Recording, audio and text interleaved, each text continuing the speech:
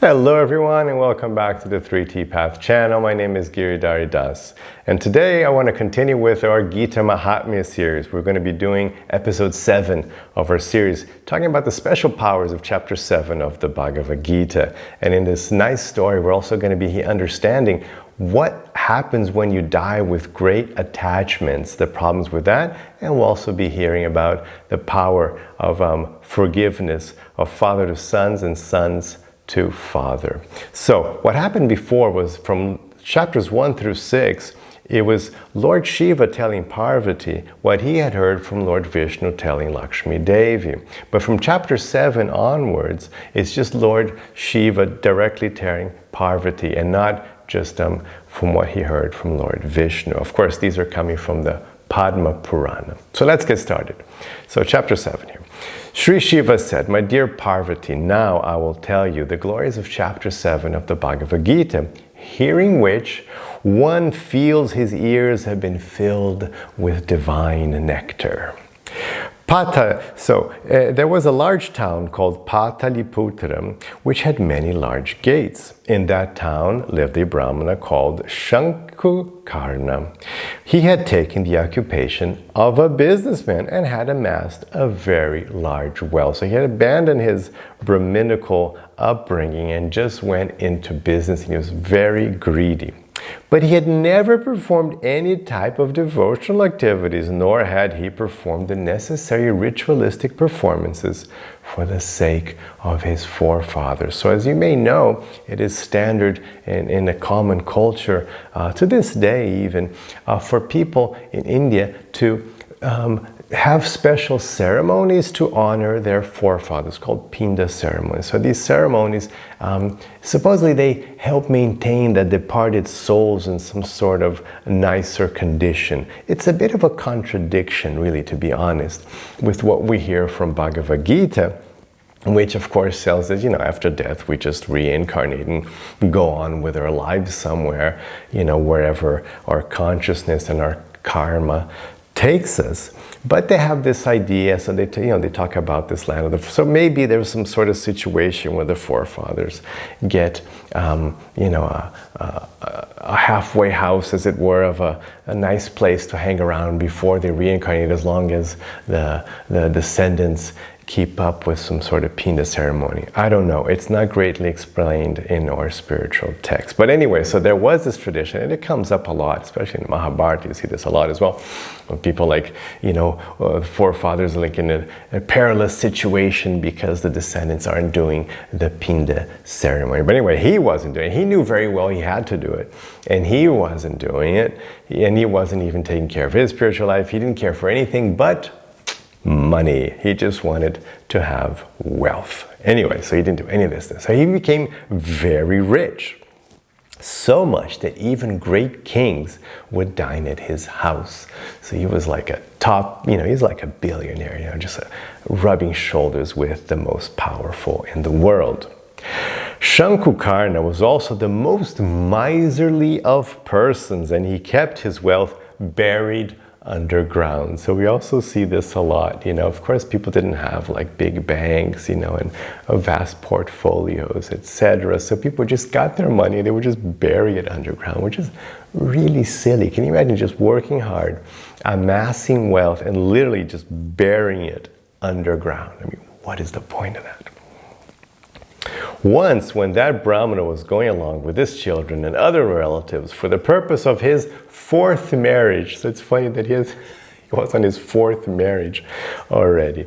So, purpose of his 4th marriage, they stopped at a place to rest for the night. Of course, in these days, it was the 4th, not consecutive marriage, but parallel marriage. People would accumulate many wives. So he was getting his 4th wife. While he was sleeping, a snake came and bit him. But no one was there. When his sons and relatives realized that a snake had bitten him, they called for the doctors and the mantra chanters. So that even to this day, there are mantra chanters. When you get bitten by a snake, a special person with special mantras comes along and helps with that snake bite with mantras. They have this even to this day. So they called the doctors and the mantra chanters, but no one was able to help Shankukarna, and shortly after he died. After that, he attained the body of a preta sharp, a snake ghost. The only thing he was able to think about was his wealth, which was buried close to the house where he had lived. He had not even informed his own family of the whereabouts of his wealth. So that's the only thing he thought about. So he dies, and he's dead, and he's thinking about his wealth. And this is what happens. So when you have great attachment, that's how you become a ghost. When you have great attachment, you can't even move on. You can't even go on to the next incarnation because you're still stuck. Your subtle body is stuck to the previous life, to the life that has physically ended. The gross physical body has ended, but the mind can't go on. So they'd be stuck. So in his case, it was the wealth, this hidden wealth that he had. He didn't even tell his children where the wealth was hidden. So that's completely useless. Like, he wasn't even thinking like, oh, of course we can die at any moment. So you have to make sure that if you die now, your family will get your wealth, right? You don't want wealth to be lost. But he wasn't thinking of that. It was my wealth, and what if he told his children and they would steal it? So he wasn't even telling them. So he dies thinking of his wealth, so he gets stuck as a ghost. And he's going to, of course, as a ghost, he's going to be floating around his buried wealth. And that's why he got a snake ghost body, because snakes have little holes, so he can have a little hole next to his wealth. Even in the form of a preta sarp, he resided at the place where his wealth was buried, so that no one else could take that wealth. After some time, he became tired of being trapped in the form of a preta sarp, and he appeared in dreams to his sons and requested them to help him. So then, after some time, that's the whole point. That's why you have this ghost condition, because then, even as a ghost, you're still learning. You're still having your karmic, lessons. So, and as a ghost, he was like, yeah, maybe this having a wealth thing is kind of dumb.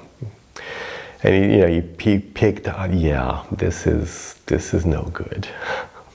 Actually, this is pretty dumb. It's just wealth. What's the point of this thing?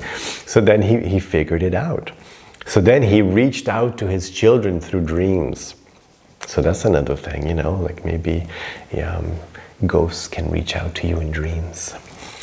So he reached out to his children in dreams.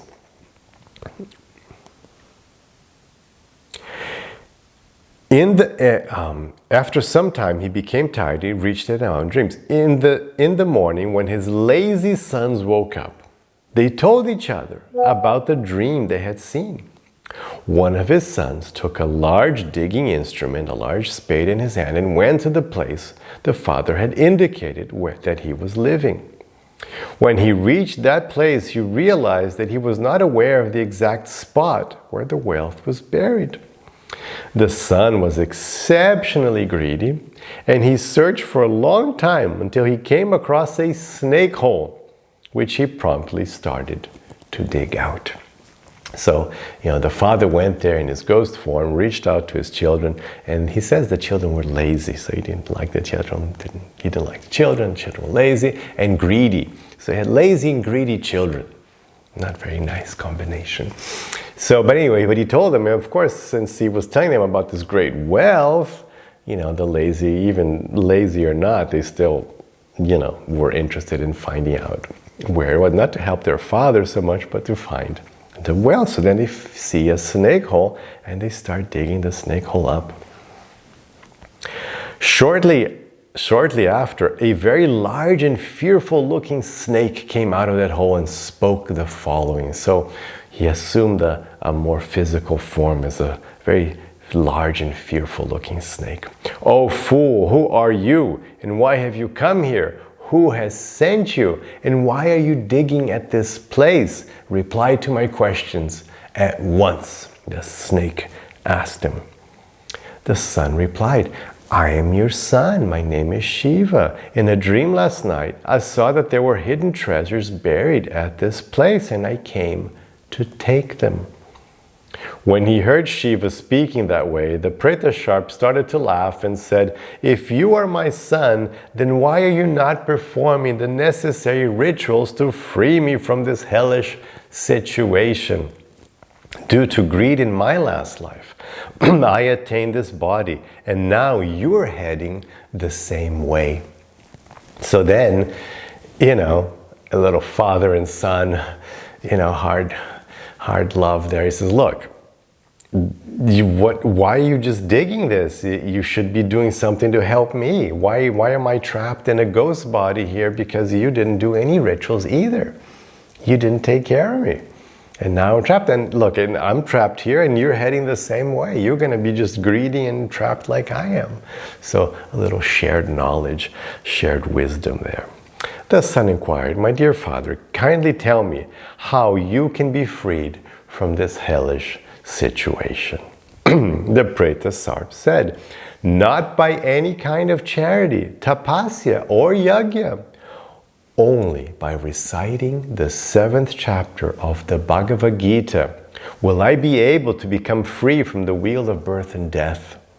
My dear son, kindly perform the Shraddha ceremony, and on that day invite a Brahmana who is in the habit of chanting the 7th chapter of Bhagavad-gita and feed him very sumptuously. So they are going to have the Shraddha ceremony, they're going to do the Pinda ceremony, but as a special ingredient to the ceremony, they're going to invite a Brahmana who is expert at reciting chapter 7 of Bhagavad-gita. So that's a good idea. Maybe if you're into doing Shraddha ceremonies for your departed, why not have somebody come and chant the 7th chapter of the Bhagavad-gita as well? So he's going to do that, special, and feed him very sumptuously. There's always a common theme in the text because the Brahmas wouldn't have salaries. The Brahmas would depend on donations. That was the structure of society back then. So if you wanted to get lots of blessings, you'd have to do a really nice, sumptuous meal for the Brahmas. It was a way of showing your gratitude and your love. So you do a really nice meal. Thereafter, Shiva, along with his other brother, fulfilled the instructions of their father. And while the Brahmana was chanting the 7th chapter of the Bhagavad-gita, Shankukarna gave up that frightful body of a Preta Sarp and attained a divine 4-armed body. At that time, he blessed his sons and informed them where his wealth was, and then left for Vaikuntha. So he only told his sons, where the wealth was after they had freedom. It's like a conditional love here. Very nice guys. I'll tell you, but first you have to get me out of this snake body, because he knew his sons were rascals. If I just tell him, you're just going to get the money and leave me trapped here. So, and then it was so powerful, this Shraddha ceremony was so powerful that he was actually liberated. He attained full liberation and went back to Vaikuntha. So those sons whose minds had become fixed in devotion to Sri Krishna used that wealth for building temples. So they had a conversion. They also became enlightened. So they used that wealth for building temples, digging wells, and other charitable activities. They all engaged daily in the recitation of the 7th chapter of the Bhagavad-gita. And very quickly, they attained the lotus feet of Sri Krishna. So they had a wonderful change. So they got that money. And that's what money is for. If you have wealth, you have to think of, how can I use this power to help others? That's what wealth's all about. Good karma. You get good karma to help others, not so you go crazy and destroy yourself and get involved with horrible karma. You get wealth, beauty, fame. You get these things as an opportunity to have more power to do good, more power to perform your dharma and help others. So they did that, and also they kept studying and chanting the 7th chapter of the Bhagavad-gita, and thus they also became liberated. Sri Shiva said, "My dear Parvati, I have told you the wonderful glories of the 7th chapter of the Bhagavad-gita. Anyone who hears this description will be freed from all sinful reactions." So we also get blessed now with being freed of all sinful reactions. So yes, chapter 7 of the Bhagavad-gita, make sure you do not only just chant the verses, but understand the verses and practice the verses. Wonderful chapter 7. Really good stuff. Very powerful verses in chapter 7. I highly recommend you do study it and understand as Krishna describes. Chapter 7 is when Krishna starts describing himself. It's a momentous moment in the Bhagavad-gita after the first 6 chapters where he's describing the soul and the different ways you can uplift yourself, the different paths of yoga. Then on chapter 7, he starts talking about himself. So he tells Arjuna, look, now I'm going to tell you something even more confidential is the word they use. Even deeper knowledge. So chapter 7 is Krishna presenting himself. Very important knowledge indeed. Well, that's it for now. If you have any questions, leave your comments below. And have the rest of your day with lots of peace and lots of love.